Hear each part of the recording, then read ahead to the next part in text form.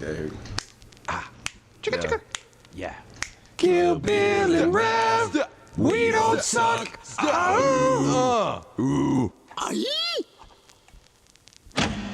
All is lost. We will all die and rot in hell. Welcome to the We Don't Suck podcast, episode 40. Yeah. How y'all doing? How you boys doing? Having a good time, right? Just all having a good time, man. Having a good old fuck. Me and my boy, we just chilling. Yeah? Sitting back, kicking back some Corona limes. Tell me about it. We can't get, they actually say that. It says that, it's going to say that on Rav's tombstone. Can't get a Corona lime out of his hand. Yeah, you know me and Coronas. What's your favorite beer, actually? My favorite beer? Okay, like actual, like, just normal everyman beer. Yeah. I guess like Blue Moon or Shock Top. Blue Moon sounds cooler, so I say Blue Moon. Right. But I did have this fancy beer one time. It was like a dark beer, but it was like aged in like a whiskey barrel, like aged in the same way that you would like wine. It was like an $18 beer, and I drank half of it, and I'm a big guy, and it got me drunk. It was like something crazy. It's like 16% alcohol or something. I see. And it was called a 1050. If anybody Googles a 1050, TENFIDY, that shit was crazy. It tastes like hot chocolate, kind of. That's tight. Like brownie batter. That's what it tastes like. It tastes like brownie batter and beer. And I know that sounds really gross, but it's really good. That sounds interesting. What about you, man? What kind of beer you like? I know what kind of beer you like, but go ahead and tell the people what kind of beer you like. Well, for the longest time, it was Guinness. And it's still in my top 3, but my favorite is probably Asahi. Yeah. It's just a very common Japanese beer. And it's tight. I don't know. It doesn't have That's a good one. Too strong of a flavor. I fucks with it. I think Guinness definitely has a strong flavor, but I don't know why I fuck with it. Then again, if I had the option between... I like both of those things for very different reasons. Yeah. You know? Yeah, exactly. Like, I feel like I can drinking Guinness is like something that I do like with my meal. Whereas like, well, I mean, I could do the same with Asahi, but like Asahi, I could just sit there and down them like it's water. Yeah. I feel you on that. Yeah, I was going to say, I didn't know about the Asahi. I knew you fucked with Guinness for a minute. Yeah. And I didn't know... Because I don't know things. It was my go-to thing for the longest time, yeah. I like Modelo's too because it reminds me of California. Oh yeah, Modelo's are pretty tight, yeah. Not a big beer guy though, to be completely honest. I'm just not a big beer guy. Yeah. I kind of stick with water and maybe tea sometimes. I like alcoholic water. If it comes to alcohol, probably sake. Mm-hmm. Just because, I don't know, it's one of those few liquors that doesn't give me like... doesn't make me want to vom. I've had a few like bad liquor experiences when I was younger, and some of them just basically have conditioned me to certain smells repulsing me. Oh, yeah. And sake somehow doesn't do that. But yeah, I struggle sometimes with bourbon and stuff. Have we ever told the story of you gently vomiting in front of me on the podcast? Well, no, we haven't. We haven't talked about it. We can break it down. Why not? Let's break it down. Let's run that back. Let's run that back. That's going to be a new segment on our podcast is Let's Run That Back. Hey, yo, DJ, run that back. Here we go. On the river for me. I don't know where that came from. It felt like the right thing to say. It's okay. We accept it. Yeah. I remember this was when you were in South Carolina, and we were at our buddy Richard's house, and Rav... you were really on one that night. I think you smoked a little bit. You were drinking a little bit, a lot of bit. You were drinking. You were keeping up. Like you were for someone because you didn't drink at all at that point. Really, like you weren't really into drinking. No, I wasn't really drinking. I was more. I just smoke, but I was definitely drinking a lot that night for sure. And I hadn't eaten. Well, the thing is something to remember hanging out with Richard is that I'm pretty sure he's Satan. Like anytime there's he does this thing where it's like he challenges people to do things. Like he'll be like, yeah, I mean, you can keep up, and he'll like hand you a drink, and it's like if you don't drink, then it's like basically saying I can't keep up. I don't know if he did that with you, but he does that with me all the time. Yeah, I didn't feel pressured. I think what it was just like, oh, we were hanging out, boys being boys, having a good time. I felt like I had to keep I thought to myself, like, all right, you'll know when it's time to slow down, because I remember I didn't eat much sort of leading up to us chilling with him. So, history is showing me that I got to be careful drinking a whole lot of alcohol on an empty stomach. Right. But then the conversation was just so good, I kind of stopped thinking about, controlling myself and just kept on going and going. And then by the time when I was like, nah, I'm good now, it was like, shit, I should have like stopped maybe a minute ago. Yeah, But yeah. it wasn't too bad though. Yeah. The funny thing is that like I remember we were on that like back patio and like near the pool, and then you went and you said you had to throw up. And you went outside and you like laid in the grass. Yeah, because I was And just just, like like- enjoying the breeze and everything. I'm like, if I breathe, maybe I won't have to vomit. And then, And then you vomited. But it was like, speaking as an outsider looking at you vomit, I've never seen someone gently vomit before. Because like when I throw up, I'm just like, like I really just, it's loud and scary.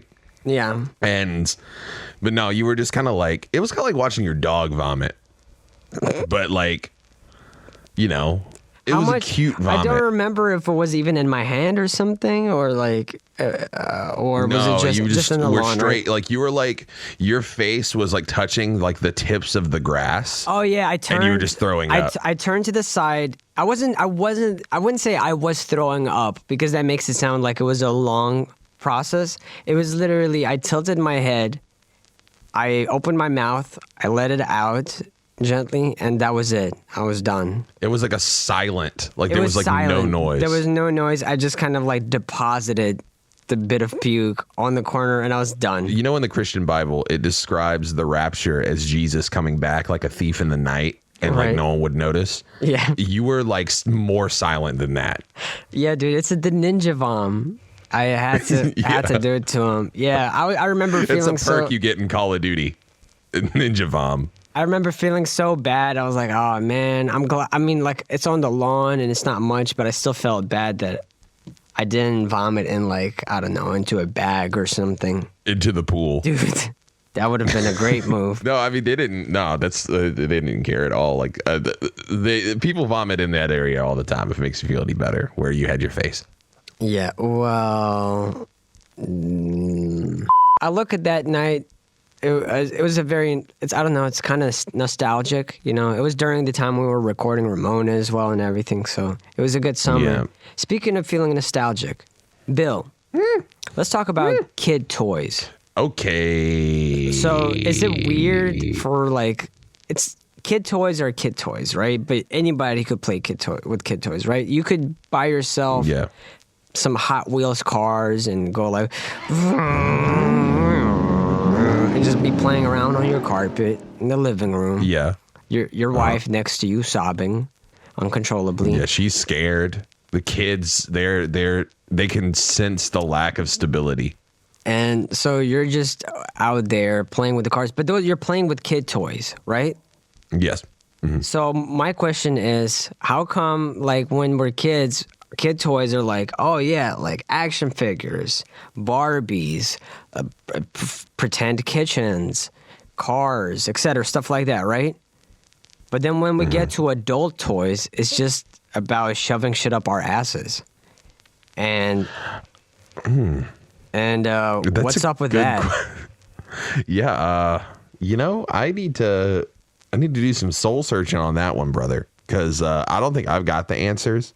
I'd say that I just think that the threshold for having fun, like, you get jaded as an adult, right? As an adult, you're like, oh yeah, these toys here, this Goku action figure, like, sure, it can make a noise and it can shoot like a little plastic energy ball out of it, but I've seen it do that a million times. So I mean, like, boring. What if I could shove it up my ass? Right. Yeah, that's what I think. I've never. The threshold is so high now. Have you ever seen a Just toy like- store that had like two sections, one for children and one for adults? You know what I mean? Like, oh, you want Toy Story? Yeah, it's my favorite store. You want Toy Story? You want Woody? He's like over there in the left corner. You want fucking the Dragon Vibrator 3000? X, it's opposite of the Toy Story toys. Yo, I just imagine like someone going out and buying like one of those like big bad dragon dildos, you know? And then someone's just like, oh, I found your toy. And they're just like, action figure. Right. Yeah. So I don't know. It's just don't you like it when kids do that? Like when kids, like when you say to a kid, like, "Oh, your doll," and they're like, "It's an action figure." Like they freak out. Like, yeah. Or you know, like when you know how in movies or cartoons, I don't think this ever happens in real life, or maybe it does to like some poor souls. But you know how some people will collect figures or figurines and stuff. Yeah. Imagine somebody coming over and being like, "You're playing with kids' toys, you fucking child," and like you just like open a drawer with full of dildos and be like, "I got these too. Don't worry, I'm an adult." Just trying to. You gotta like prove yourself. Yeah, you have to shove a dragon's penis in your butthole to like, prove that you're I a man. shoved these out up my ass. You know, that way you prove it's like a G check that you pass. So, yeah, that's kind of been thinking about that a lot lately. I think it is a weird, calling it a toy is kind of weird when you think about it. I've never like really analyzed that. Like, I don't know. That sounds perverse. And I just don't like it. Well, I guess because you're having fun with it, right? And you're having fun with like the Hot Wheels car, and you're having fun with... In the same way. Well, maybe not. In my case, it is. Oh God, I'm never touching your Hot Wheels cars. What's it smell like this? And some of them are so small, you just get them lost, dude. Yeah, dude. It's how you know? Don't even know how many are floating at me right now, bro. God. Every time you go through the airport X-ray, they're just like, Jesus Christ. Just like go on through. Just like they don't even It's just care. like, oh, it's this guy. They got your photo printed in every airport, or they're like, it's the guy with the fucking toy cars in his rectum. It just says it like it's a big picture of me, and I'm like grinning, like a shit-eating grin, and it just says underneath it like he has Hot Wheels in his ass. Right. Don't worry, let him through. It has like that whole phrase in big letters. You're grinning. Hot Wheels in ass man. You're grinning, but you're also like sweating in the picture as well. So, so it really communicates the uncomfortable energy that you carry. I'm also like really sunburned for reasons I'm not entirely sure why. Yeah. I mean, you know, that's for a different time. That's for a different day. So, yeah, I don't know. It's just, I get that we have fun with both things. But whenever, so I think this is the takeaway from this. If this was the end of a South Park episode and we had to learn some sort of lesson and spell it out, I guess it would be that, you know, if somebody ever accuses you of playing kids' toys, pull out the dildo. Yeah, just shove that boy up your rectum. And that'll show them. And then you can play with your Barbie dolls, and no one can fuck with you no more because you got a big ass dragon dick in your butthole. And if you don't have a dildo nearby, just shove that figurine up your ass and be like, "Not a kid's toy anymore," and just do that. Someone's like, "I've converted it." You're a 35-year-old man. Why are you playing with Barbies? And you just go, oh, you're trying to test my worth, and you just shove it up your ass in front of them. Yeah, or you start sounding yourself with a Barbie head. Well, God. This episode's starting off on a very like highbrow note. I would say. Good. Yeah, I like this, dude. I like where this is going. This is really good. So, Bill, what are we doing today? We are. Well, I mean, I was thinking that maybe we could go back and look at some of our old Genius posts as we did on the first episode. You know, our Rap Genius lyrics with the annotations. That sounds like a good idea. Yeah, people go on and for people who don't know how Genius works, people put lyrics and then they transcribe them and say what they think they mean. And some of ours are kind of humorous, especially after the first episode where everyone thought it would be very funny to go on and talk about me having sex with my father in a little song or something like that, you know? Yeah. So, also, there's kind of a few layers of things that we can unpack with the lyrics. Oftentimes when people transcribe the lyrics, they get it wrong as well. or close. You know, or they'll get it close, but sometimes they'll get it slightly off, and that slight difference can make all the difference in terms of like the narrative making sense. So that can be funny in itself. You know, it's not always just a humorous annotation necessarily. It's just a misinterpretation of certain things. That can also be, I don't know, of the comedy. Yes. All right, Bill. Well, why don't you just kick it off with a big fat one? Rip it. Okay, I haven't really read through many of these, just a few of them. Mm-hmm. So I'm going to just read the lyrics, and then I'm going to kind of skip around because some of these lyrics are not transcribed yet. Okay. The lyrics are not annotated. So this is from Pork, song with you. So I was going to go ahead and let's get it started. So verse 1. I say, chest hurting, the flesh on my flesh burning. I'm stressed, but I don't stress it unless it affects person. Now, where it says chest hurting, the flesh on my flesh burning, it says, unreviewed annotation from one contributor. Bill has a heartburn and needs some Tums. Okay. That's exactly what I meant when I wrote it. You know? I just need some Tums. I'm not going to unpack that any deeper. That's exactly what I was going for, you know? Right. Yeah. So I care about the other ones. Smoking with a punctured lung, walking to the classroom, zoning till the function's done. Okay, here's one that's annotated. College student, but my goals ain't studious. Daydreaming back at the class, I bang gluteus. Okay. Someone says... Kill Bill is hardly focused on class. He dozes off and dreams of having sex with females instead. Wow. Okay, so even though it is exactly what I meant, I'm trying to figure out why you would say having sex with females. Having sexual relations with you could literally the opposite sex. You could literally say Kill Bill's hardly focused on class. He's been thinking about women, or something like that. But instead it's he is committing intercourse with a vagina lady. Yeah, okay. People are very extra sometimes. Payroll on faculty staff is dang foolishness. It's hard to make an A down in Sprite and Tanqueray. Party harder than Jeff Hardy. Okay, so it says it's hard to make an A down in Sprite and Tanqueray. It's hard for him to get good grades in class when he's doing what he loves, which is partying. Yeah, I mean, that is kind of what I meant. Let's see here. Party harder than Jeff Hardy. Professional wrestler Jeff Hardy is known for his eccentric persona inside the ring and his drug-filled lifestyle outside the ring. Okay, that's exactly what I meant. They got that one. I'm hardly martyred in best bargains and breast parting. Bitch, I think I'm Moses. Similar to how Moses parted the sea, Kill Bill compares this to what he does to women. Just the way that's phrased sounds so funny. It sounds like what Starfire from Teen Titans Go would write if she were trying to. Yeah. She's what he does to women. What he does to the women variety. The female persuasion. No, eyes rolling back, start to trip on second dosage. Listen to the lyrics, you could learn a lesson. Focus, trill to the tune. They said, listen to what he's saying, you could pull something out of this. Someone says, oh, this restates the line, which I think is kind of, I don't think you need to annotate that line. I think it's pretty,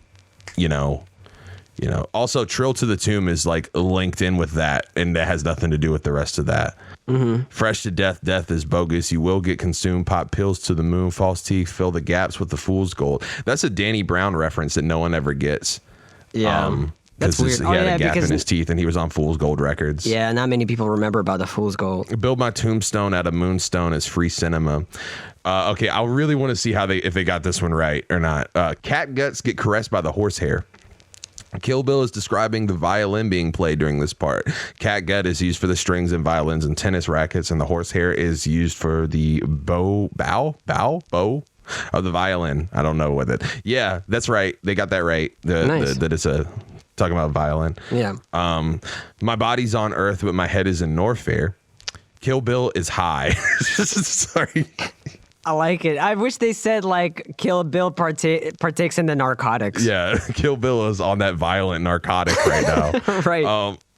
Kill Bill is high, and while his body is still on Earth, in his mind, he is in a video game level from Metroid. Okay, that's kind of true, but it's not like because I'm high. What I'm saying is my head is in the clouds. Like I can't focus on anything. Yeah, that's what I thought. This song was actually written just like for everyone to get the context of what this song is. I wrote this in math class at Midlands Tech in Columbia. I was sitting in class and I can't focus for anything, and I was just like, I'm just going to write a song about how I can't focus on anything and how I'm just kind of like pissing away a lot of like opportunity because I'm just sitting here like caught in another world. And that's what it is. Right. I like how people assume, though, like in every song that we're just fucking stoned out of our minds. People assume that for all the episodes of the podcast, too. As if I posted a photo the other day of like my editing and production corner, you know, like a cozy little corner and everything. And somebody was like, where's the bong? Like as if I'm just constantly just like on drugs. I think a lot of people also get this impression of like what we are based off of music that like we've already like that is really old. Like Ramona's like almost 5 years old now. And right. Like there was definitely a time in my life where I definitely was smoking a lot. But like, I mean, even in California, you like saw I was pretty reserved. Like I would just smoke like maybe once a day, maybe not even, you know? And right, but I it's think not like that, all of our music is just riddled with, you know, marijuana references. Yeah, sure, there are certain songs, but then there's like certain songs that you would think are kind of personal and sound like you're just talking about yourself, and it's, I don't know, I guess because I know you and I know myself, it'd be so weird for me to imagine you just randomly at every opportunity you're injecting like, yes, the joint, the blunt hit me in the face, and then I saw violent narcotic blunt. Yeah, right. And then I saw her, and then I fucking passed out because goddamn those drugs are strong. You know, I don't know. It's funny to me. Yeah. I think that the stoner aesthetic like got caught in people's heads really hard when it's not really like that. Like I think it's just like I mean, yeah, like it's definitely, it was a part of my life at one point. Like, but it's not like my entire like you could like people like, okay, you think like Snoop Dogg, like the man who's known for smoking weed, or like Wiz Khalifa, when he goes and writes a song that's like heartfelt, no one's like sitting there like, well, he's high, you know? It's just like you can be high and like have feelings too, you know what I'm saying, like at the same time. Yeah, it's weird. I'm not gonna get too caught up on that one, but so I said my body's on Earth but my head is in Norfair. I'd walk home but I just get ignored there. I'd walk home but I just get ignored there. And it says when he go home, he is ignore by family. It's like FAMLY. Okay. It's a lead speaker somehow. I don't know what my parents didn't ignore me. It wasn't that. I was just saying that like my hometown, I felt like I was like a ghost there. Like I just didn't exist. I stayed in my own little bubble, which like further goes into the whole theme of like being trapped in your own world. Like that was like my world was the internet. And the whole idea of like me going home and being normal like felt weird because it's just like, who cares? But everyone on the internet cared, you know? So that was my verse. And then we got bus shots, fuck cops, still singing. Okay, that whole hook. And they said, Bill is saying fuck the 12. That's it. Bye. They got it. They got it right. Wow, for once. But yeah, it's like, it's funny. Some lyrics kind of speak for themselves, you know? And it's, again, like I come from, at least personally, from a standpoint where sometimes dissecting lyrics or dissecting jokes is like dissecting frogs, right? In the end, it's dead and like, that's it, right?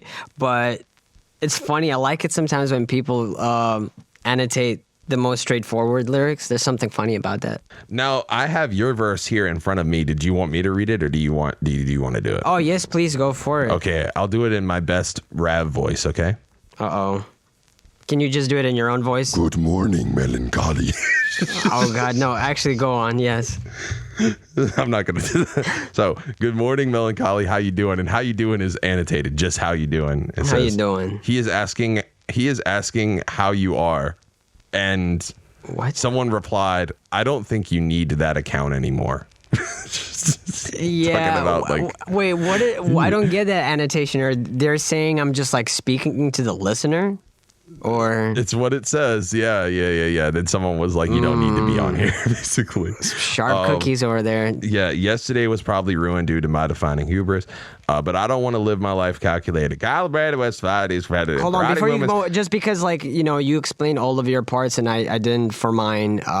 Just to be super clear, because apparently some of you guys don't really use your brains. I was addressing my depression. That's what Good Morning Melancholy means. Like, I wake up already feeling melancholy. And so I just address that feeling that seems to never change. Yes. Yeah, I think I would say most people, a lot of people know that already. I would say most. I would say most. I'd give most people the benefit of the doubt. It says, but I don't want to live my life calibrated with society's repetitive karate movements. I always forget how well written this verse is. Oh, thank you, man. Okay, it says, Rav actually knows karate and is pretty cool. Other than that, I don't know what he means by society. He should explain that. Okay, that's it. I gotta go fall down the stairs again, and then a little sad face. Yeah. Excellent. That's okay. Good. Well, it's at least it's a question. So I said I don't want to live my life calculated. I don't want to overplan shit in my life. Calibrated with society's repetitive karate movements. If you guys ever do karate, you guys know that in order to get the new belts and everything, you have to learn to do like very specific, let's call them dances practically, right? Where you have to do very specific karate movements and they have to match everyone else's. Yeah. You know, all your senseis and everything like that. So I'm saying I don't want to be doing like this calculated thing and being just like everyone else. I don't want to do this.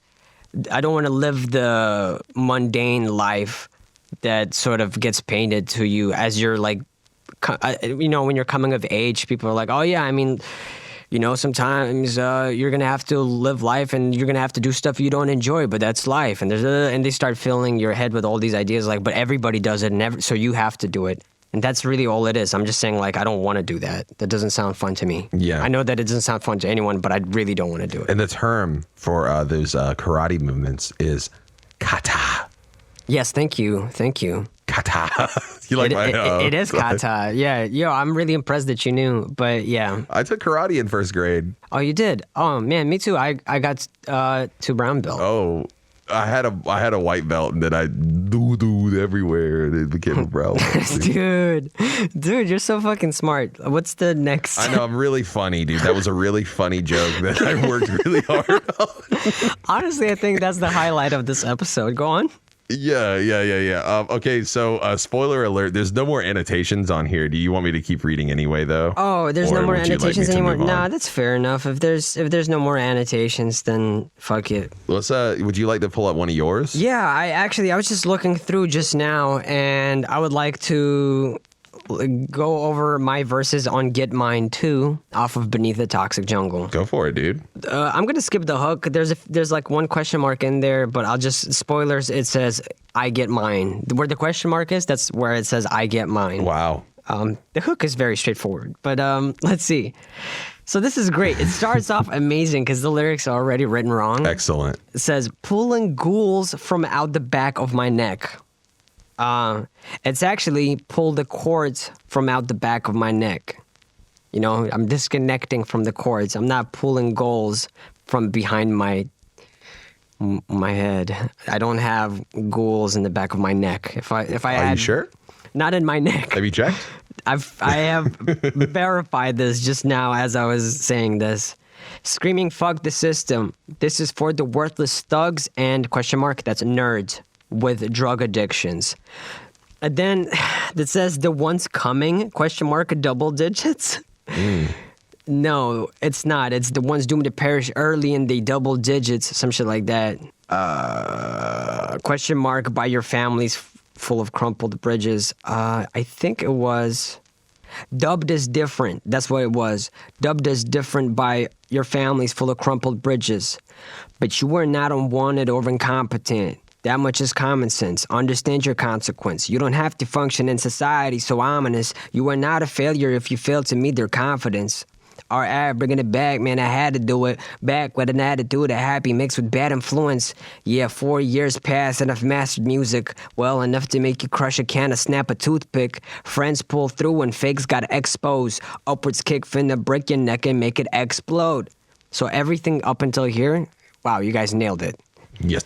And then catching breaking of the dentals. No, it's catch them breaking out their death notes, naming every exo member ever. The dentals, bro. Yeah, I don't understand, but it's fine. Like it's just like if I say breaking out the dentals, naming every exo member ever, but we'll never let go. It doesn't make as much sense as like catch them breaking out their death notes, naming every exo member ever, but we'll never let go. So that's what it's actually supposed to be. Right. And no one annotated anything. It's just the transcription. Let's see. Verse 2. Look, they say I think too much, but they ain't thinking enough. I've come across water way thicker than blood. And there's an annotation saying, a play on the old saying, blood is thicker than water. Rav's got friends he's far closer with than his own family. Correct. Also a callback to his verse on Dream Eater by Kill Bill, one of the friends in question. It is, correct. You'll never catch me drinking it up or spiting it out. It's actually spitting, and I think you meant to write spitting, but there's only a single T. Cause I ain't giving shit up. We're all clumps of stardust stuck together and we wanna shine. That's why some are petrified of running out of time, and I'm running out of mine. And they wrote running out of mind as if I'm running out of like, you know, like I'm losing my mind, but no, it's actually I'm running out of my time. I'm saying I'm running, petrified of running out of time, and I'm running out of mind, running out of line, pungent by design, funky with the rhyme. See people praying for a bright exit in the end. Well, I'm just trying to enjoy the tunnel that we're in. They wrote well instead of while, but it's okay. It doesn't really change the meaning, and they've annotated it as some people focus their life around religion in the hope that when they die, they will go to heaven. Raph is just trying to enjoy his life here on earth. Yeah, I'm basically just trying to enjoy the now. That's, I think, is the best way I can really concisely summarize it. Steady searching for something within. Why we judging qualities? ? It's why we judging qualities in others with this fucking envy in our skin. Damn, hold up, am I preaching again? Am I being too naive? Am I reaching again? Should I joke about it and show how facetious I am and seize these thoughts from breaching my frame and bleaching my brain? That's correct. Not too bad. There were some funny parts here and there, but I gotta admit, it's not easy to be able to discern what the person is saying on a record. So I really appreciate that.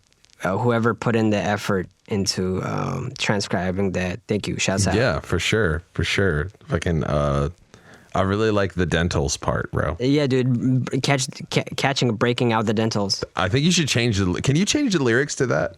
Done and done. Yeah, I'm looking through trying to find another one that has a lot of, oh, here we go. Here's one. There's Black Coffee. I don't think I've done Black Coffee on here yet. And it's a good chunk of it is annotated. So ooh. I don't know whether this is going to be funny or whether it's going to be someone actually trying for real, or I don't know. This is going to be like an honest reaction because I literally have kind of no idea what to expect here. Yeah. So it might be a little bit of both, probably a little bit of both. Yeah. So this is for Black Coffee. Verse 1, everything you saying gets muffled. It's just so loud in here. And while we lay in this puddle, I'm thinking about this year. It says he's likely in a club or bar with his lady, and they have issues. He's trying to, they have issues, bro. He's trying to listen to what she's saying, but it's too loud. And as they're trapped in this pool of sound, he starts reflecting on the past, most likely with his girl. Okay, so I'm not gonna like comment on this because I feel like they're gonna keep going in this like theme, and it's a little off, but I'll explain more like as I go. I think I'm just gonna keep going. Yeah. So and if it's worth letting go, or if this cloud's sincere, I don't know. The crystal ball is looking hazy. It's 2014. Where's the song for the ladies? Okay, so it says if it's worth letting go, if this cloud's sincere, I don't know if this crystal ball is looking hazy. He seems confused by the dynamics of their relationship. Is it this good for them, or is it not? Will things get better? He cannot predict the future. Okay, so moving on. It's 2014 where the song for the ladies. Okay, yeah, no, we've definitely done this one before, but this is like, it didn't have all this other stuff in there because it has this thing about this 2014 where the song for the ladies. And I've definitely read the phrase feminism is hella active right now in this decade. He's asking, where's the song for the ladies? Because the ladies are demanding equality and freedom. To him, it's long overdue. That was on the first episode. That was, yeah, we did talk about this. Yeah, we did that. I remember. But all this other stuff wasn't there. Sticky finger attitude. It all doesn't faze me. He's chilling and he's high. Nothing can fuck up his mood. Nothing. Okay, so there's like, I'm not high at all. Hold on. Okay, this let me is what explain. I'm talking about. It's just always you being high in other people's eyes. It's hilarious. Yeah.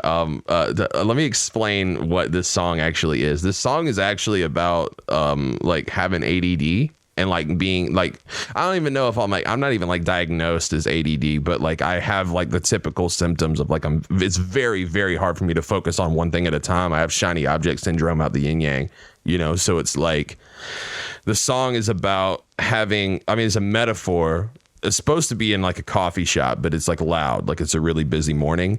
And you have someone in front of you who cares about you very much, but it's like you can't hear them over the noise around you. And you can't be receptive to them and be like a good partner for them, a good lover, if you will, because you can't focus on them, what's important. And like, they're not an actual person. It's just a metaphor for like what is important in your life and the thing that needs to be nurtured, but you can't nurture it because you are so distracted by everything else. So that's what the song's really about.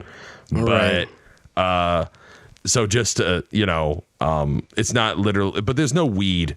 I don't think I say anything about weed this entire song. Yeah, so, I don't think so. I might, I don't remember, but, oh yeah, I do say Old Soul Token, but that's not really, it was just more of an image, not me smoking. Taking sweet tarts from the palms of the babies. Old Soul Token, like I was born in the 80s. She want to wear Versace while she crawl in Mercedes. Sub still jumping, bumping, Brenda's got a baby.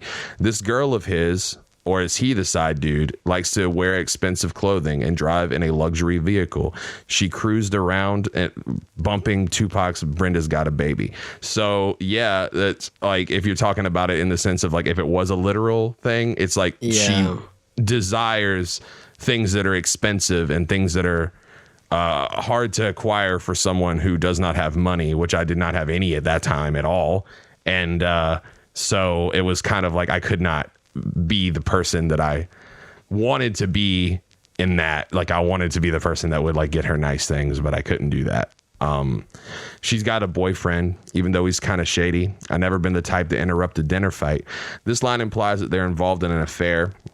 He doesn't think her man's that great of a dude, but he's not the one to interfere and run things amok. Well, it's actually like not necessarily like I was the side dude in the situation. It was more like I was interested in this girl, but she wasn't interested in me because I couldn't provide in that sense. But like I said, it's a metaphor.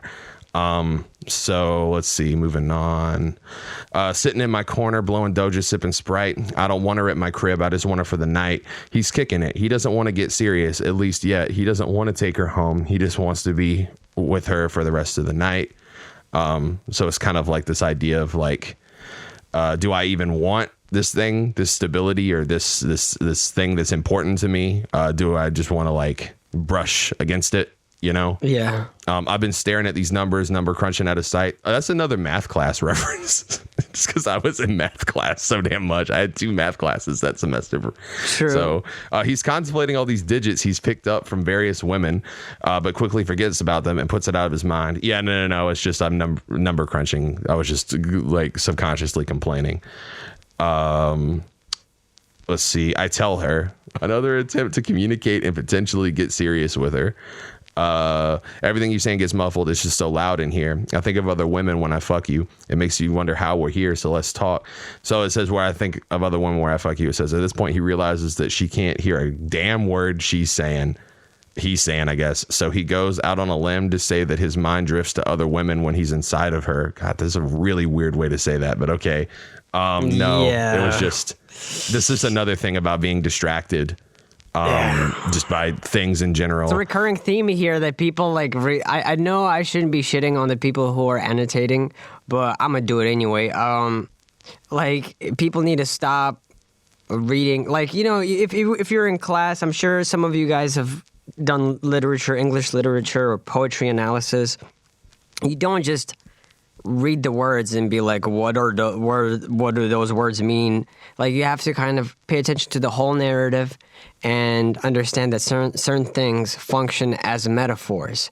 And if you ever have doubts, pay attention to other things that are being said. They can actually enforce the idea that, oh, these are probably metaphors because they kind of connect, So it's funny to me that people would think like all of a sudden you would be talking about sticking it in someone. It's just I don't know. It's bizarre to me. It's really bizarre to me. I mean, like, I don't want to be a dead horse, but it's not a real woman, so it's kind of like it's just a big metaphor for things that were going on in my life. So it makes me wonder how we're here. So let's talk. He's a bit puzzled by the position they're in. They've put themselves in and wants to work shit out with her. At this point, you can tell he's growing more invested in this woman. So yes. In a sense. So the sample is from Peggy Lee. She says, I'm talking to the shadows. I haven't slept a wink. I walk the floor and watch the door. And in between, I drink black coffee. Loves me a hand-me-down brew. In this weekday ruse, when all I do is pour black coffee, which, by the way, if y'all haven't heard that original, the Peggy Lee joint is fucking fire. It's really different, too. Like, Ito flipped it in a completely different way. It's really good. There used to be this place I used to go to for live drawing. Mm-hmm. And they would play that joint all the time, and I'd be like, hell yeah. Yeah, that's like the coffee spot joint. Like that's like if I walk into like a little coffee place, like that's what I want playing. Like this shit goes so hard. Yeah. Okay. Everything you saying gets, this is verse 2. Everything you saying gets muffled. So what about this fear? I'm sick of chasing completion. This could be interpreted in a number of ways. In context to the woman he's trying to talk to, he might be scared that he can't fully win her over. And frankly, he's getting tired of it. On the other hand, he might be talking about validation and how his fear of it is slowly droning away. He's realizing chasing completion may not be the way to fully realize it. Sometimes that shit just hits you when you don't attempt to obtain it. That's pretty accurate. I feel like that's less about like it's more of a personal thing, like less about like a relationship or something like that. It's more like, right. I was tired of chasing completion or validation. And I feel like, honestly, when I stopped doing that, I made I felt a lot more whole as a person. Right. Moving on. I feel like Satan's been reaching. I feel his hands on my ankles on the ankles, pulling down. It's clear. I got to bounce. The spot's no good for me, full of fake smiles. He can feel the evil around him, people plotting. Overall, he doesn't fit in. He was drinking Sprite at the beginning and black coffee. This is a weird combo, but okay. Average people at the club don't drink non-alcoholic shit at a place like that. Then again, he's not average. Most dudes don't get introspective at a club. They're chasing tail for a one-night stand, so he feels like he should dip rightfully. Well, I mean, this is like inferring to something that's not even, we already kind of like talked about that. Exactly. So it's like they're pulling something out of it that's not necessarily there. I got to bounce. The spot's no good for me. Full of fake smiles, riddled dots on their crooked teeth. A little Ace Rock mixed with Blocker by Pusha T. He has a diverse taste in music, giving nods to 2 seasoned hip hop artists from 2 completely different spectrums, A$AP Rock and Pusha T. Yeah, that's pretty much it. Crawl from Cave Rocks, appalled by wave stock. It's all props. Stay smooth like it's wood tip. I just want to point out that I used to smoke Black and Mild wood tips all the time, and that was a bar about that. I was always smoking in the morning with I would drink coffee like outside. Like I would go outside and like in the woods and just like drink coffee and smoke a wood tip. Yeah. So that was like I always associate that with coffee. Yeah. Coffee beans black, how much blacker it could get. Like it fucking matters. They ain't tracking my footprints. Bank bag packing, paint splattered on crook stents. All that was basically just like providing imagery for the aforementioned, just like a bunch of like non sequiturs. This like I can't even focus on writing this song. So that was kind of like an example of all the other stuff. But yeah, that's pretty much the whole song. Right. I mean, they I don't think that they were like super far off. I just think that they got an idea about the song that wasn't necessarily accurate. They just needed to take a leap in terms of like interpreting things a little bit more deeper than the surface. Yeah. But aside from that, from given that they were only really scratching at the surface, they got some of the basics down for sure. Yeah, and I'm not mad at that like at all. Like I think that I appreciate it when people try to do that, even if they're like wildly wrong. I do appreciate when people are trying to like break down my lyrics. I think it's cool. So, but yeah, no, the song's about just being at a club, drinking black coffee Right. and Sprite mixed together, getting high, and just talking to women about how I want to have sex with other women. That's what that song's about. Yeah, I'm a lot more.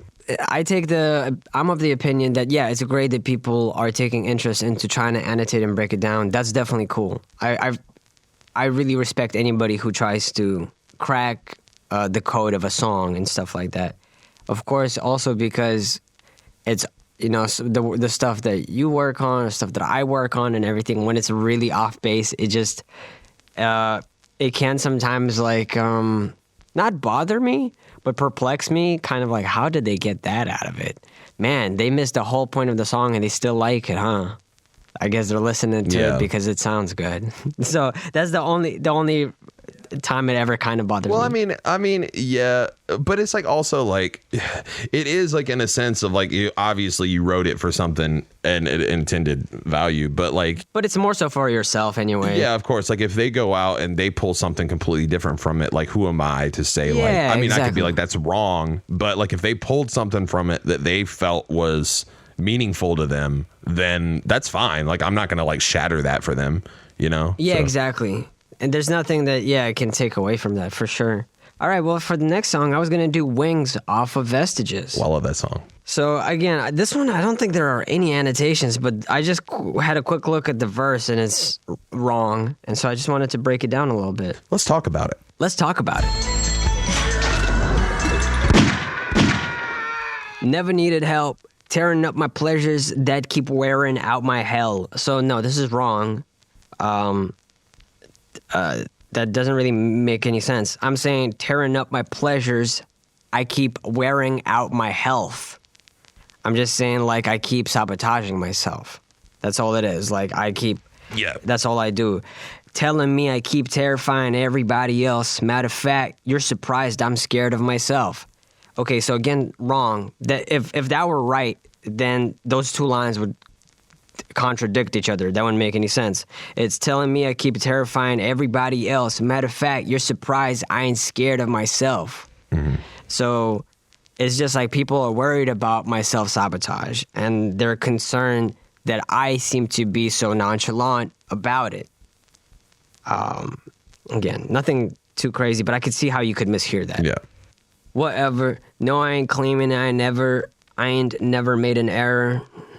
Sure, I said I ain't ever made an error, but still, same point. When it felt worse, I remember feeling better. It was when I felt worse, I remember feeling better, never failed to recollect my form of terror. No, my former terror. So I said, when I felt worse, I remember feeling better. So like whenever I was having a bad time, I recollect the good times, but those good times would just make me more cognizant of my bad times. Yeah. That's all it really is. It's like instead of like serving me as like, oh shit, it's gonna be okay, it's more like, damn, no, shit is real bad because shit used to be better. Mm-hmm. Moving like a tachyon, disregarding rules, picking up and dropping anything that ain't a use. Good shit. Feeling detrimental. So detrimental is not an actual word, I'm pretty certain. It could be. It's not though. It could be.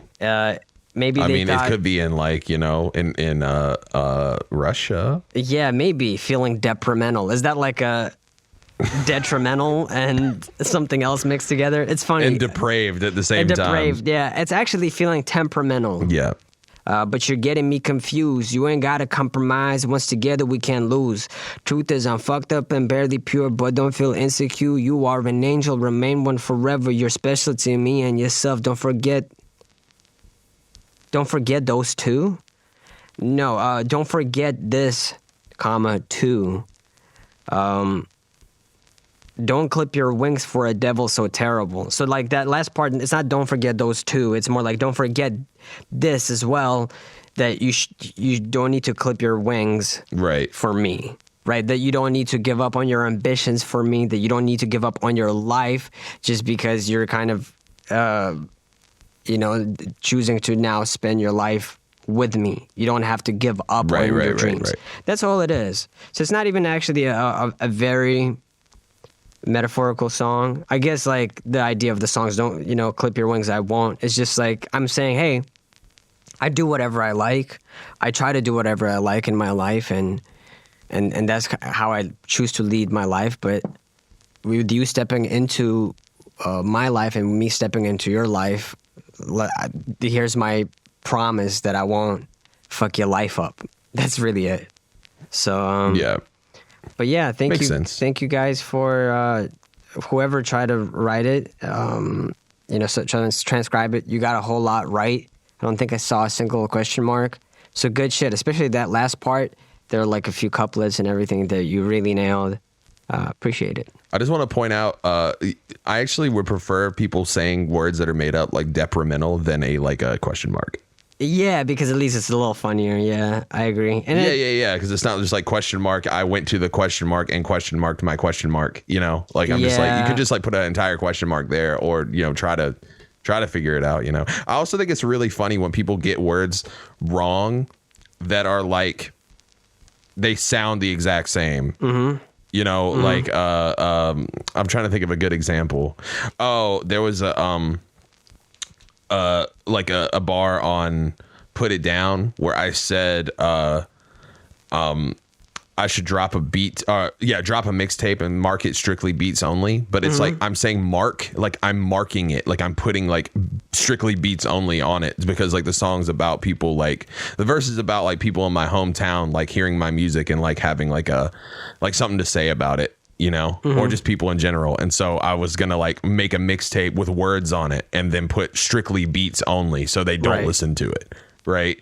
And but then like it says like market strictly beats only, like I'm going to just sell beats online instead, which I mean I was like, wow, that sounds it's literally like the exact same, like you say it the exact same way. So it's like I could understand why they would get that wrong, because it's like right. You know what I mean? So definitely. I have one more here if we've got time. Yeah, we got time. Steve, do we have time? We have all the time in the world, Steve, right? We got time. My name's Steve. Oh, Steve. Steve, you gotta have more confidence in yourself. You scare me when you talk. I'm sorry. I talk like this. Oh, Steve. I love Steve. Good guy. Minecraft Steve. Yeah, Minecraft Steve. We should fire him, by the way, Bill. We should fire that guy. God, I love him. Steve. Steve's great.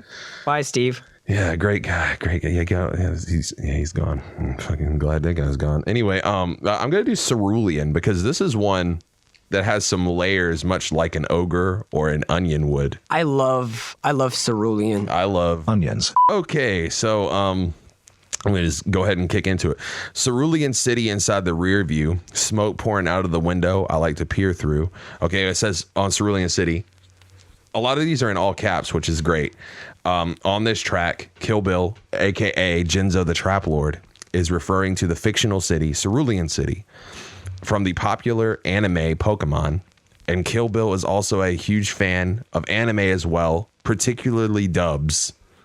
It's written in all caps, so I imagine someone's yelling that. Yeah, it's it's from a video game first and foremost, but yeah, it is also in an anime, so that's a thing. Okay, inside the rear view, smoke pouring out of the window I like to peer through. Kill Bill is saying as he is smoking, he can barely see anything but Cerulean City through his rear view mirror. Yeah, I guess. Yeah, I guess that's the what I'm saying. I'm gonna go into like a little bit. I'm gonna like keep going for a bit and then kind of summarize a little bit of. Yeah, to me so far, just the only takeaway I have is that anime remark doesn't really make sense when you consider the rest of the song. Like you would think video game would be the first thing that comes to mind when you look at the song. Yeah, catch me on a wave for days. She put me on my toes in my favorite way. She breaking fingers. Breaking English, she don't speak a lot. Got a badge on the jacket, boy, I need to cop. and it says, another few references to Pokemon. This is not in all caps, so I have better hopes for this one. Another few references to Pokemon. Bill needs a gym leader's badge, but instead of beating her in a Pokemon battle, he's got other ideas. Cinnabar Island is another location in the Pokemon game / animated series. I'm gonna hold back on this and just like read the rest of these and kind of summarize everything. And she say we about to surf on Cinnabar, feeling hard, slipping on the coastline like both times. What's your name, girl? Can a player get your number? Put it down, she the missing number. This line is a reference to a popular glitch in Pokemon 1 games, Generation 1 Pokemon games, where a player could encounter a glitch Pokemon known as Missingno or Missing Number. It has some great pictures there that are, okay. Smoke a spliff with me. Coasting through Glitch City. Yet another reference to Pokemon. Though this one is a bit more esoteric. In the Pokemon games, players could sometimes manage to glitch the game, leading to a section of the map that is not properly loaded, leading to a map that looks quite strange. Glitch City is actually a glitch in several Pokemon games. Got the baddest bitch with me. Really, though. Is it the drugs or the fantasy? I got bugs in my canopy. Buzzed and it's cancer free. Is it the drugs or the fantasy? I got bugs. Okay, yeah. Right. What you want to talk about? Because we ain't got to talk at all. Another throwback to Ramona, this time to the track Fuck. Instead of insisting that Bill and this girl find something to talk about, he's more comfortable to sit in silence with her. I can say that this one is actually, that is a callback to Fuck, because like on Resin, what I was trying to do for a lot of the things was like do like this inverse flip of the feelings, like same themes, but like I had a very different feeling because I was kind of at this weird bitter point in my life, I feel like at that point. So yeah, that's definitely right. While I'm trying to shake, I'm just shaking. White marble like the Taj Mahal. That's a drug reference, actually. It says an immaculate white marble mausoleum located in India. The Taj Mahal, or Crown of Palaces, was built to house the late wife of 1600s emperor. Like, yeah, that is what the Taj Mahal is, but it was talking about like I had a lot of friends who were doing some like pretty like, I wouldn't say like hard drugs, but harder than party hard drugs, you know? Yeah. And a lot of them were of a white color. And I saw them engaging in this part of their life that, I mean, like all these guys are fine now, but you know, like they were engaging in this part of their life that was, it looked beautiful from the outside, but you could also tell that it was like kind of like this creepy, like this isn't good for them. Unsettling, kind of almost. Yeah, it was unsettling, but beautiful. And I think like not just necessarily the Taj Mahal, but like old buildings have that feeling to me because it's like I'm looking at them and I always think like all the people that like intended for this to exist are all dead now, and they've been dead for a long time. And that's kind of like the whole idea is like you can look at something that's beautiful that lived on past their lives, but it's like kind of unsettling because it's but it's also because like it's white marble and a lot of these drugs that they were doing were of the white hue. Yeah. So what you gonna talk about? Because I ain't gonna talk at all. Take a break. I can't shake it. Soon I won't walk at all. Fuck. All right. I'm gonna explain this part because this part is actually separate from the rest of it. But so the whole idea of the song is it's as if I'm playing Pokemon. And if we're going to do it literally, talk about it literally, it's I fall in love with a glitch in Pokemon. Like I find a glitch and we fall in love, like a girl who is a glitch. I mean, you literally even say it in the lyrics. Yeah. Yeah, I do say it in the lyrics, but it's actually not even too metaphorical, so that's why I was kind of like confused. Yeah, the song is as if I'm, and you can take away what you will from that. I think I meant several things from that, but it's supposed to be, that's literally what happens. And so like with this whole thing about like, well, we're on Cinnabar and we're surfing and like, that's like the whole idea is like if you surf on Cinnabar, Missingno appears, a glitch appears, and it's like this woman glitch thing takes me into her world, and it's this very like foreign, strange experience to me, much like walking through Glitch City the first time is.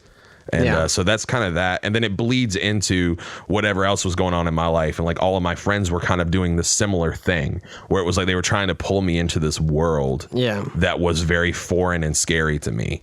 you know. So then there's like a switch, and this is actually a bit of a verse 2 is a very different song topic. So I'm gonna just go ahead but it kind of ties in with the latter part of it. Okay, I say, split the Dutch, pack it fatter than it once was. Lucy on the tongue, start blacking with a young blood. And it says Lucy on the tongue is like an allusion to the psychedelic LSD. Lucy is a popular slang term for it. Thank you for that. It's all acting until they actually get their fronts crushed. It says people will act tough and put on a front until they get that front crushed. Then their true side shows. It actually wasn't supposed to be that metaphorical. I'm talking about punching someone who has a grill and like pressing their grill back. That's like literally what it is. It's not like supposed to be that deep. But I mean, like you could apply that too, I guess. No ball passing. I'm Jackson times 5 mathematics. In a roundabout way of saying it, Bill insists that he's a one-man band, a version of the Jackson 5 wherein he fills every slot. Yeah, but also I'm saying that I'm a Jackson times 5 is $100. Like, yeah, exactly. Isn't the 20 Andrew Jackson? Yeah, that's what I meant. So I'm saying I'm 100 at the same time, because people are always saying keep it 100 back then. I don't want to talk shit. I've got some bad habits. I'm trying to stay humble, but I guess I'm bad at it. I got a lot of things, but it's never bad rapping. We crawling out the mud. You can hear the gats clapping. Crawling out the mud most likely refers to coming out of a lean high. No, it's because I live in a swamp. Yeah. Dude, lean high. Lost a couple friends who were trying the backstabbing. You reap what you sow. What a fucking sad adage. Burn it all down. Chalk it up the bad practice. That's actually about someone who like screwed me over. But it says an old idiom essentially meaning don't treat people like shit if you don't want to be treated like shit in return. You definitely got treated like shit in return. But anyway. Yeah. So then it goes to verse 3. But just to talk about, I'll go further in verse 3. Bury your feelings inside a double cup. A double cup typically refers to a double dose of lean, a concoction containing cough syrup, Sprite, and Jolly Rancher candies. It's not a double dose of lean. It's just like you put it's just a literal 2 double cups. Cup. Yeah. It's just 2 cups. Yeah, that's all it is. It's like, but yeah, that's I'm like the only rapper here to tell you that you're fucking up. Pour it up for Yams, pour it up for Screw, pour it up for Pimp, and then we'll pour it up for you. It says, shouting out the late ASAP Yams, DJ Screw, and Pimp C. Bill points out that people often say to pour up for those that died of lean overdose, even though they're ingesting the same thing that killed them in the first place. That is exactly what it was. Good shit, yeah. Yeah, they got it right. Yeah. Ride around the city with my lights off. That's actually, I want to point that line out. Did you remember there was an old Drake song where he says, riding through the city with my high beams on? That song? Yeah. You like my Drake voice? Yeah, it's great. That bar that bar was supposed to be like the inverse of that. Like I'm just like riding through the city and I don't want to be noticed at all. Yeah, that's tight. I'm just another rapper your reviewer's about to write off. Shout out Fantano. Trying to buy time, ballpark what that might cost. Bill attempts to bargain with either death or deadlines, asking what extra time to procrastinate or further prepare himself might cost. Yeah. I also had this weird like fear that I was going to die back then. I had this like fear that I was going to like mysteriously die. And I think that actually was like coming out. Right. Like I never like told anyone that, but like there was like in 2015, I had this like weird fear that I was just going to keel over randomly. I don't know why. Yeah. Caught my ass slipping so hard I might just slide off. I've been close to the edge. How you say you helped me fly when you've been holding my legs. An obvious shot to the people that held him back. Bill asked how these certain people could say they were helping blow him up when they were shackling to the ground. I mean, yeah, but it's like always people that always say that like, oh, I helped with this when it was like not. The people that were never really there for you to support you or like, and support doesn't mean like go out there and sell your mixtape for you. It just means like say something encouraging, you know, like. That's it. It's people who say that it was. I was noticing more people were saying like, "Oh, I always fucked with you," when it was like I never saw them say that. But they never showed you love, really. Yeah. It's pro bono with you rappers. I'm a snap and kill all y'all. Platinum from the mouth. You would swear the grill, Paul Wall. I'm on 64. Maybe I could drift ashore 50 miles out. I'm gonna need at least 50 more. I was actually talking about Highway 64, which goes to the beach. Yeah. Was there also a reference because you said Paul Wall and then you go 64? Was there like a unintentional 6'4" reference or not?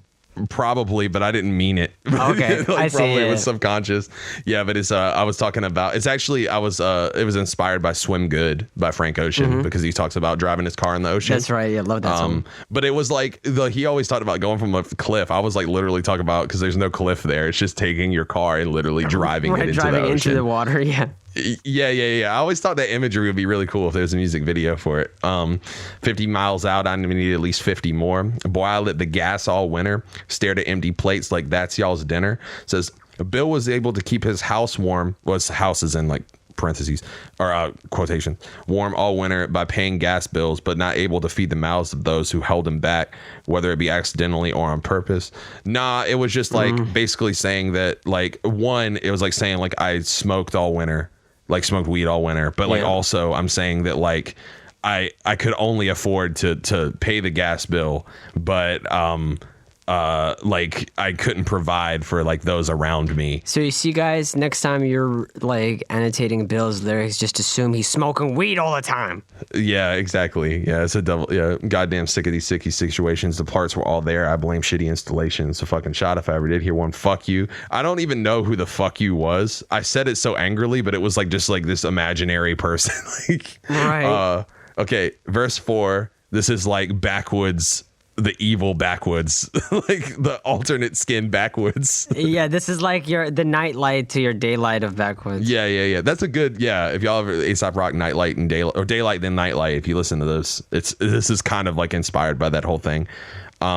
Backwoods packages litter tabletops, and it says a straight up callback to Ramona used at the top of the song Backwoods, referring to the packages of backwoods cigarillos littering Bill's place.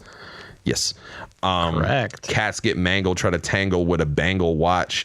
My last shit put the game in an ankle lock, hanging on the corner, pass it out like I'm slanging rocks.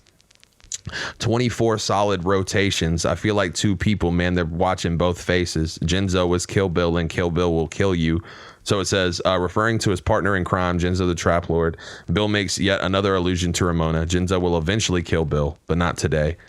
No, it just says Genzo is Kill Bill. So it's not really saying, it's more like saying like instead of like that it'll the fear that like a production side project would get more famous than my writing stuff. Right. That's what it was originally, but now it's like saying I am that, and I will now kill you if you have something to say about it. So these benzos and chill pills, my limbs slow as mildew. That's some shit to think about, bitch. Drain the mud up out the Sprite, you still drink it out quick, trying to be cool, man. Fuck it, dude, just be you. Shit. So this isn't annotated at all, but I want to point out that there was this like really big thing where everyone was selling lean online back then. Like it was this big thing where everyone was like, you'd see ads for it on Tumblr all the time. I don't know, like 2014, 2015, if y'all remember that. But it was when activists was like, it was like a big short on activists, and everyone was trying to buy it online from just random people. And that was a thing that was happening. I saw it all the time, and it was like right after Yams and them died. Right, yeah. And I was just really frustrated because it was just like, definitely like a lot of people that like I really, really fucked with were like this artistically like liked listening to, or like what they brought to the table, just kept dying like constantly. Yeah. You know? And I was just really frustrated seeing that all the time, and all these people listen to Yams or like listen to ASAP Mob in general. And so I had this whole thing of like, I was angry about people living self-destructive lifestyles. I didn't want to be preachy, but I guess I might have came off as such. I was just mad because I was like, this is something that's affecting me too. Like these are people that like they inspire me, you know? So yeah, that was it. That was the end of the song. Yay, we got through it. That's tight. 4 verses, but 20 years later, 4 whole verses. Gold 4 verses. If you don't mind, I was gonna do quick 2 songs. They're actually 3 verses combined, so it shouldn't take too long. But I wanted to go over one that actually has annotations. Yeah. And then another one that I don't know if it does, but again, the lyrics are all off, so I just wanted to address it. Right. Yeah. It seems that that's the recurring thing. I've been kind of more looking at the ones where the lyrics are wrong rather than there are annotations. But starting with Solanine. Mm-hmm. Go for it. When I'm lucid, I wish to lose it. Instead, I lose it. Self-consuming my room, pursuing music. So they wrote for self-consuming my room, pursuing music. Rav spends a lot of time alone in his room creating songs. Pretty much, just like I'm selfishly making music in my room with myself. Mama asking what the fruits is. Why are you useless? Why are you clueless about the world? Rav, your room stinks.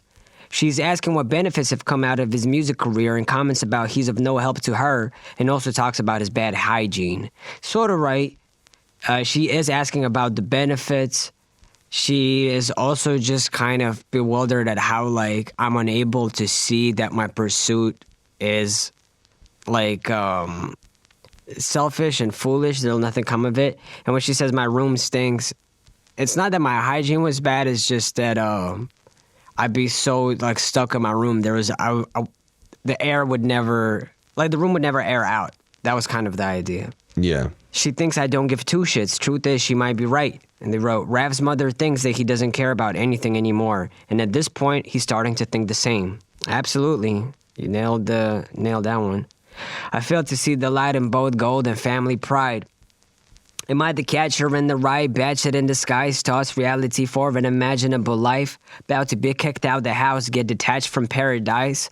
And this annotation has -6, so it's really downvoted. It's a slap. And it's I think it's named, as someone who posted it is named Eduardo, and there's a person who responded that has a +6. Their name is Eduardo is a bitch. Wonderful. And their comment is, Eduardo, you a bitch, you know that? So appreciate that. Yeah. But let's see what the annotation was that got so many dislikes. See, here when he says about to be kicked out the house, this is a statement on the inflation on the real estate market and how the government only benefits of the higher wage of living like see it's this way. Who are the only people that get kicked out of their house? That's right, dirty poor people. Sorry, Rav. And how do they become poor? Well, the government. Why did my dad leave? Get detached from paradise is just a bad line. I'm also going to plug my SoundCloud. Sorry, boys, it's hard out here. The hustle is real. So that's great. Damn, you spent like at least a minute writing that down, and I dap you up. Dap you up, yo. Hey, my man, dap me. my hand hungers for dap. If you're following the narrative of the song, then the house I'm going to be kicked out of is not like that I own. It's more so my mom and my dad are about to kick me out. And also, you know the context of the tape, and you've heard Adderall. We know we're not struggling. It's not that. The reason is not because, oh shit, like, fuck, how are we gonna pay rent? It's more so like they want to cut me off. Get detached from paradise. So this is a reference to Paradise Lost. I knew it. I knew it. Yeah, it's detached from paradise because there's sort of like from a Freudian standpoint, your parents are sort of like your gods, you know? And I'm kind of like, I've become this devil, and they want to cut me off from paradise. Wow, you fell from a god on the block to a devil. Right. I suggest reading it. It's a epic by John Milton. It's one of my favorite pieces of literature. It's very dense, but it's really tight, and it's basically about Lucifer once it starts with like Lucifer waking up next to Beelzebub and a bunch of other angels in hell.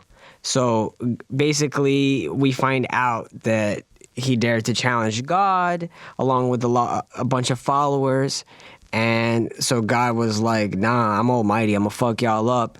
And he created sort of a dimension called hell exclusively for Lucifer and anyone that fucking liked him, basically, right? And all I'm saying is here is like, they're going to kick me out the house. They're the God in this metaphor, and I'm Lucifer. Hot. Moving on. Only recognizes then mirror shows a parasite with a shifty pair of eyes in the shifting paradigm. I ain't shit apparently. Parents think that I don't try. Nobody says anything here, but I think it's pretty straightforward. Try to fight the system bound to play into its hands, man. They say stay grounded, but the floor is lava for the madman. Upside down approach in the lava doing handstands. Probably ain't no different, just a bad plan. So I'm just saying that, like, I'm trying to do something different. I'm trying to be me in a world where the rules are kind of like very rigid. And so if I try to do me, it's not going to work out. That's all it really is. Then the hook is. Can I Oh, go ahead. I'll go. It's before you get into that. Can I give you some criticism on the song? Sure. So, you say doing handstands, and then you end it with it's just a bad plan. Yeah. I think that you should change the lyrics retroactively. Go through and fix the song. I need you to fix it. Okay. But you say to fit the multi of handstand, you have to say plan. Like that's the bad plan. Oh, you're right. Yeah. Just to like, and it's like, that's because people know that's your catchphrase when you say things like, hey guys, what's the plan, But those last 4 bars are A-B. So it's madman, handstands, bad plan. So the bad plan is supposed to rhyme with the madman, and the handstands are okay, the well that's, handsman. dude, shut up, So moving on to the hook. And then the hook is like, this is what real life feels like. Whenever you feel nice, realize, yo, I gotta take advice. There's a demon lurking in this town. I gotta jump the rail of life. And here's the annotation. Wow, it's a bit of a long one. These lyrics are referencing the manga Solanin by Inio Asano, shoutouts. In it, the main character, Inoue Meiko, feels trapped with her life as an office worker, describing her feelings as if she's penned inside a fence. She then starts to hear whispers telling her to jump the fence of life and be free. In the chapter of the manga, it's also repeated that there is a demon lurking in Tokyo, possibly being the one who gave this advice. So this reference that Raph makes could be talking about a feeling of being trapped in the same monotony of life and wanting a safe monotony of life and wanting to... What? Oh, and wanting the courage to change it. Sorry, I'm blind. Presumably by focusing on his music career instead of a more safe career choice, not knowing whether this change will improve his life or make it worse.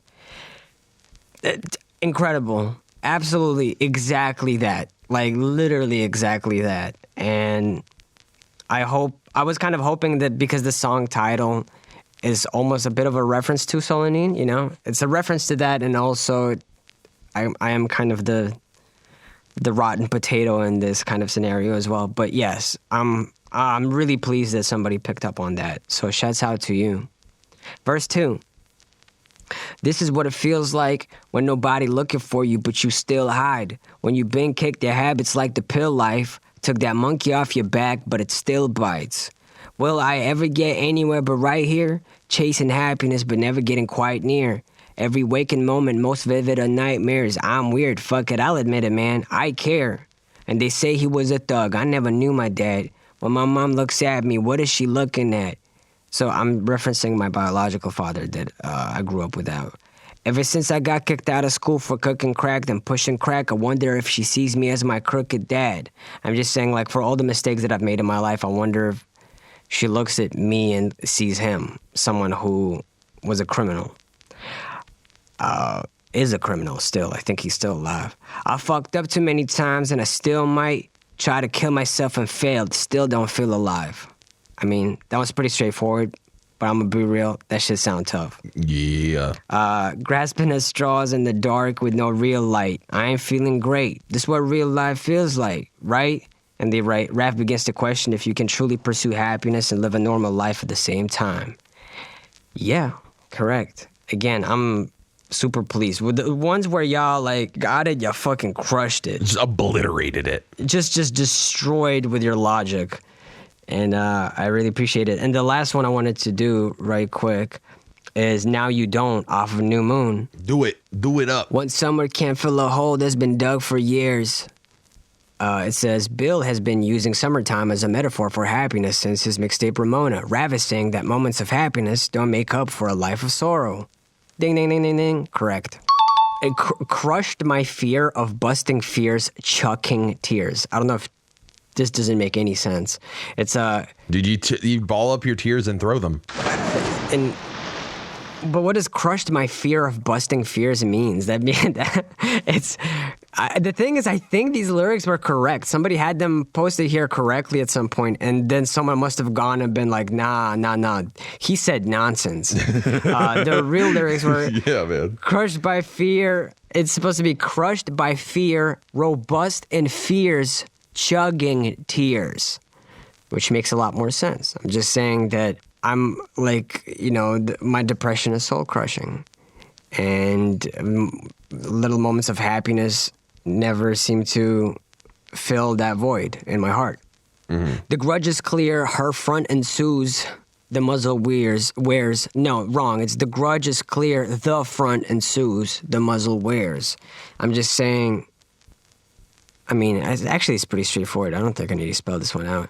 Forget appearances, clearly no one fucking cares. I'm introverted with a flair for the dramatic. I'm sick of my despair, I'm so embarrassed. Sick of always caring, so emphatic, I'm erratic. And when I really should care, get distracted, it's apparent. I'm sick of hearing everybody's shit. Everybody's shit is worse than everybody's is.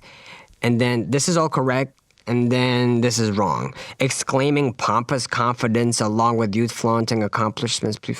Okay, so exclaimed with pompous confidence. Not pompous / confidence. And not exclaiming. Exclaim with pompous confidence along with youth flaunting accomplishments. Plea for astonishment. And then it's wrong again. Need that providing acumen and common ? Operative. It's neither providing acumen uncommon nor yet operative. But hey, so I'm saying that the most arrogant people, the people that seem to say that they know everything, are the ones that aren't doing anything different. And nothing that sounds practical. Basically, people who are preaching to me don't feel like they are the qualified people to preach. So I follow it up because they usually aren't. Because you usually aren't. I don't listen to it. I don't need it. Don't want to judge him. I'm no different, just conceited. What the fuck is this next part? Hey, melancholy, is you went to reason, fleeting leeching for a quick distraction, but tonight though I don't need it. No, it's hey, melancholy, as you enter, reason's fleeting. So, like, as soon as depression kicks in, my rationale leaves my mind. Reaching for a quick distraction, but tonight, though, I don't need it. Usually I would try to find a way to distract myself. If you were probably annotating that and had the correct lyrics, you'd probably be like, rap turns to drugs. But it could be anything, It could be like, it literally could be just me, like, binging Game Grumps so much that I'm, like, keeping myself away from my own thoughts or whatever. It could be doing anything I can just to keep myself from my own thoughts. But I'm saying that this time I don't need it. I'm willing to make a difference. I'm trying to take a step that I haven't taken before. Trying to take a stand. I'm going to take a stand. The chorus is, I'm finna flee, I'm finna bounce. I toss the key outside my house. I'll disappear and not come back. I'll disappear. Escaping me, escape my mouth. I dry my tears, then wipe them out. I'll disappear and not come back. I'll disappear. So yeah, if you guys, I'm not gonna try to break that one down too much. Again, I'm trying to not break too much of this shit down because a lot of this is pretty personal, but I toss the key outside my house, if you guys know, and a lot of my music, the house that I refer to is my mind, my state of mind. So, like, Lost the Reason, I said I built a house, burned down, built another one. It's just talking about me, like, still changing a lot because I was really young. A Better Place, I talk about building a better place, basically healing myself. Fixing myself, fixing my broken mind, right? And here I say I tossed the key outside my house. Hopefully you guys can put 2 and 2 together. So, yeah, this was fun. I hope I didn't come across as negative as I think I did. I really do appreciate people going out of their way to assess our lyrics and shit. That shit is dope, and it's really fun. I think I don't think people will think you're negative after I go through and edit all of the parts of you screaming at the top of your lungs, because we'll take that out. Oh, thanks, man. I appreciate it. Okay, so you'll make me seem like I was just a little bit like I was just a little winded. My feathers were slightly ruffled. That's it, at most. Yeah. Instead of my jimmies being fully psychotic fit you just had. Right, like my blood and piss being brought to a boil. Well, I think, honestly, I think this has been a good episode, but I have a question for you, my man. Oh, no. What is it? How hard are your nipples right now? Oh my god, they're so fucking hard!